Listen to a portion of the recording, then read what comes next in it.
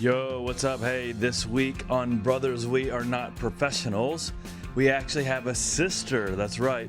Rebecca Moore, you're going to enjoy this interview. She is a sweetheart, and I love getting to know her. She's a member here at Green Acres, serves in so many ways. She's also been involved in education, so she's got a really cool story. I think you'll enjoy meeting her. So thanks for tuning in. Season 2, I told you, I've got some curveballs, and we're excited about this interview here. Tune in, check it out.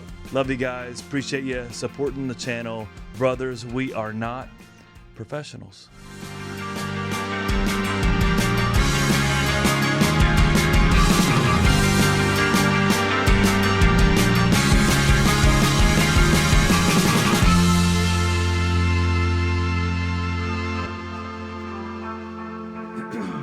All right, hey y'all, back season 2 here. Brothers, we are not professionals. Pastor Cameron here, and not just brothers. I told you early on, we've got sisters also. This is Miss Rebecca Moore. Rebecca, thank you for doing this with me. My pleasure. Kind of spur of the moment, huh? Yeah, a little bit. Yeah. Uh-huh.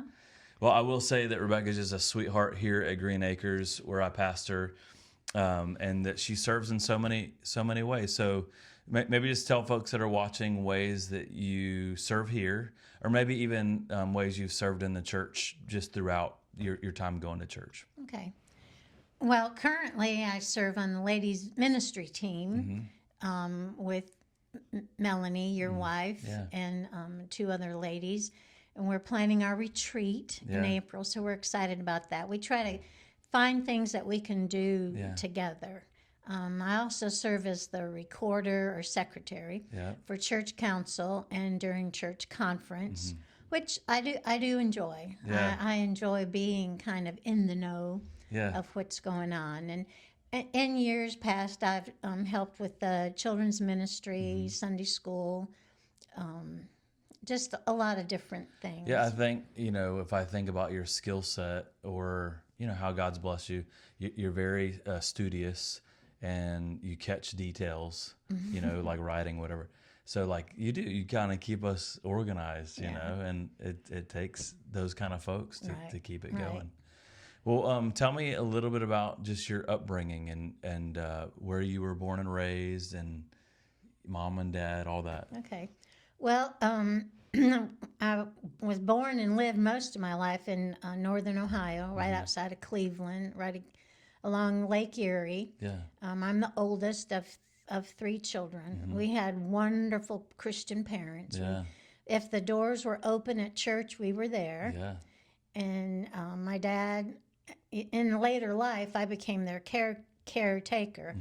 And we moved to the Athens, Georgia area to be closer to my sister and her family. Yeah. So when did she move? Did she move down from that area also? She did. Once she married, and they've lived in Georgia probably close to 30 years, where we've lived here about 13 years. Yeah. So. In the where they're at, that's where they moved from that Lake Erie area. Yeah, they're in Madison County. Madison, yeah. Now, your dad passed. How long has it been now? It'll be 5 years in September. Yeah. Which is hard to believe. Maybe on the interview we could flash a photo of him. He was a real well-dressed man. You know what I mean? Yeah, spiffy. Yeah, spiffy. Spiffy. He liked that. He was good. A sweetheart of a guy, though. Huh? He was. Yeah. So tell me that upbringing. Y'all were going to church. When did you come to faith? Was it there? It was. I was 6 years old in Bible school. Really? And, like a vacation Bible school type thing? Vacation Bible school. Yeah. We grew up in the Baptist church. Yeah. Dad helped plant 2 places from a larger church. Really? And so that's kind of where we grew up in several different Baptist churches. But do you remember that time when he went to help the leadership start a new church? Maybe we weren't always as happy. Yeah. But then eventually those are friends we still have. Yeah. From 2 different plants. Yeah. Like there were challenging times, but still the Lord used it by you being a family to go join the other families to start a new Yeah. church. Yeah. And Dad had taught Sunday school, taught with the young people in all those churches. So was a strong teacher. Yeah. And was helpful in bringing, other people into the church. Yeah, absolutely. So that was a good thing. Wow. Okay, so let's talk about was the move. I guess the move to Athens was later on, but you came. Where did you do your schooling? Well, I started out in a Baptist, General Baptist college, which is now university, Cedarville College in Southern Ohio. And then I went to Bowling Green for my master's, and then came to visit the University of Georgia in the springtime, fell in love with Athens, Georgia, and completed my doctorate degree here. Oh, okay. And then... did your sister also? So that's what kind of familiarized y'all with the Athens area? Well, she was here. She worked for an oral surgeon. Yeah. And she raised her girls were born in Ohio, but they're like in their 40s. Yes. So they pretty much grew up here in Georgia. So I guess her already being here, then that might have put UGA on your radar a little bit. A little bit. Yeah, yeah. Mm-hmm. It was good to have some family. Oh yeah, because nearby. I was so far. That's right. From home. But and your doctorate is in education? It is. It's in reading education at the time. So well, that's neat. So just jumping off, tell everybody about the organization you've been involved in here in Athens that has to do with reading and books in school. Oh, with Books for Keeps? Yeah. That's a community effort. Yes. We provide books for 12 books, self-selected, for every elementary student here in Athens, Georgia. Yes. We've also expanded into Monroe. Cool. And some into Atlanta, some of the it seems to needier, be a great organization, like how it's run. I know it's done by the school system and the government or whatever, but still effective, It is. It's totally by donations. Yeah. And so every spring we visit and spread out all the books, and the students, we've really believed strongly in self-selected. Yeah. Not saying, here, this is the books, Yeah, it gives like some dignity, like almost like we're a food ministry, allowing them to shop, pick out their food. Right. With the books, it's children, and they get to express their interest or what they're into. And we know that it started with our philosophy with the summer slide, that when kids leave in May and don't come back till August, there's a slide with what they're in their learning. That's and right. So we're trying to, here's 12 books that you could read through the summer. Yeah, curb that. Yeah, and help that. That's so cool. Well, I mean, I think it's a great just example of taking your education, your love for Jesus, being involved in the local church, but also, being involved in the community, Okay, so doctorate in Georgia, and then what you went on from there to do? I did. Well, I thought, I would like to be a professor. So I did get a position, assistant professor at Clemson University, and I stayed there for 3 years. And then in doing some in-services in the public schools, I love that. And I missed that because that's what I had done previously to come into Georgia. So I was hired by the school district of Oconee County in South Carolina and taught there, was a literacy coach, worked with teachers, that kind of thing. And then was able to get a part-time position at Furman University in the summers, teaching teachers how to teach reading and writing in their classrooms. I love that. That was. Is there one student that stands out to you? Maybe someone you've tutored over the years, or just is there a unique story that you would think of? Well, I'm able to maintain a relationship with a lot of my students. So I have several, especially Clemson. Yeah. I had one student, and I knew her when she was like 6. Oh wow. She was in like a first grade class, and she's now a teacher. Yeah. She's married, has 2 children. She lives in South Carolina. We still communicate, on Facebook. Knew her from 6 years old, From all the 6 way years through old. Clemson. Oh my goodness. All the way now.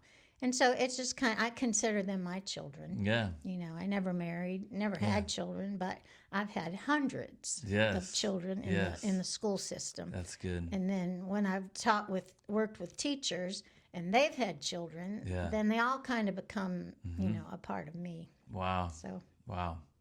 Cool. Well, this is a great start, and I want to ask you something else on the back end of the interview, okay? Okay. Cool.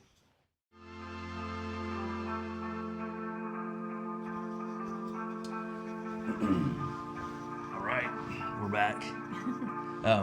So you mentioned being single, and then also being a part of people's lives, right? So just tell us a little bit more about that.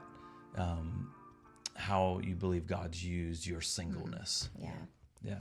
Well, I guess I had just talked to a friend about this. I never really had those maternal, instincts that some people feel. Oh, I gotta have a baby. I gotta have a man. I've gotta have a man, and I never really felt that way. Yeah.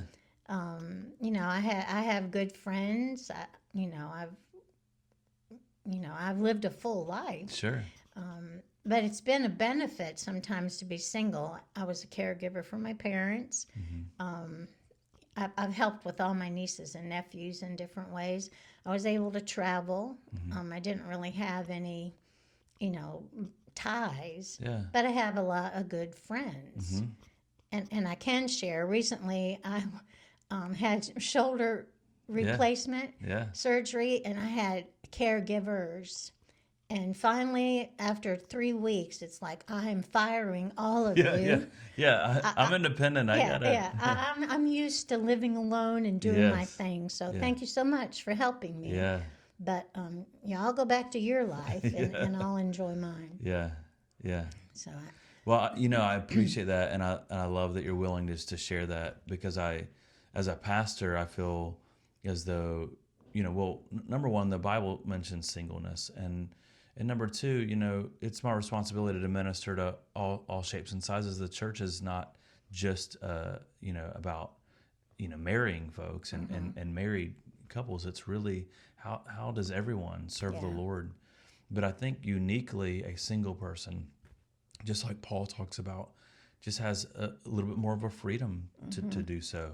And, a dear friend of mine, he's been on the podcast before, is single too. And so I like to ask that question because the Bible mentions it, and then we get to see it lived out within the local church, and done so, to the glory of God. And you mentioned, the lives that you've been able to invest in, and because you've probably been a bit more free than others to do so.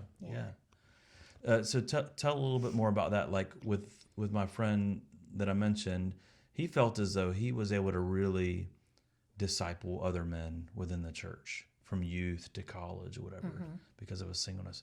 You just mentioned, your availability and involvement in other families. You've seen that young girl at 6 years old all the way through Clemson, and now a mom. Yeah. So tell a little bit more about that, like how God's given you those opportunities. I think a lot of it came from my students, and then as I've gotten more involved in our church, then a lot of it comes with our older ladies. Yeah. And a lot of them, have lost their husbands and are kind of, widowed. Lonely. And I seem to be able, I guess I'm drawn maybe to that. Yeah. Because I see myself down the road, being there too. Yeah. That way too. But there seems to be a trust. Yeah. A help. We pray. Yeah. I think I'm more of a prayer warrior. Yeah.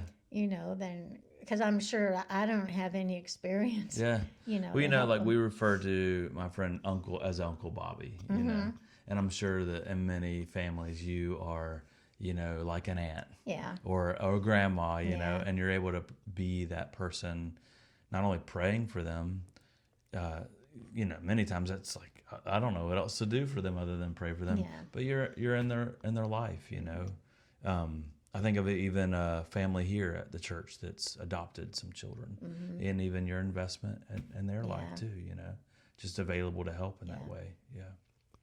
Cool. Well, anything else you would want to talk about or share? No, I have been a CASA. I've been active in the foster care system. That's right. Chosen What does for CASA Life. stand for again? It's we take care of, we're the assistants. Yes. In the foster. Is it in program. every state? Do you know? It should be, but I'm not really sure it is. So what I understand it to be, CASA is almost like you're an advocate for children, usually in court cases. You know, they're having been removed from their mom and dad, and so you are that person that can assist or help or provide a space for them to meet up with their child or whatever. Sometimes, in unfortunate ways, be there to kind of testify that certain things have not been done, but it's all out of the protection for the child. Yeah. And I maintain contact with cases go on for a long time, so it isn't anything really quick. I had 5 children in Florida, but they're adopted now. They came from Georgia in a situation. Oh, and I had 2 children whose grandmother is there, and we keep in contact. That's right. You know, she'll call and, you know, we'll talk about, you know, pray for some things. What do they still need? So I'm still kind of in that. I'm not officially a CASA, but I still serve. That's been something you've done. Yeah, that's incredible. Wow. Well, y'all, Rebecca's an incredible lady, and I just thought that you would be blessed to meet her. I'm blessed to know her. I will say that she, maybe there are others, she is the only one I know of that has read my dissertation. And that means so much to me, you know. Even working on some sabbatical stuff here at the church, I had to put together a proposal. She read through that. So I just appreciate your attention to detail and your help, you know, to do things like that because not many folks are willing to. And that's just a part of who I am. Yeah. You know, I love that part. And I do feel like you've gotten to know me even through those things, whereas others may not just because they don't read them. You probably know a little bit more about me. I'm spending time putting that together, and you're helping it come across smooth and went well. So anyways, hey, y'all, thanks so much for spending time with us. Brothers, We're Not Professionals, Season 2 is underway. Season 2 is underway. We'll click these together. This is my new thing. Yes. See you guys. Okay. Good. That was That fun. was Huh? fun.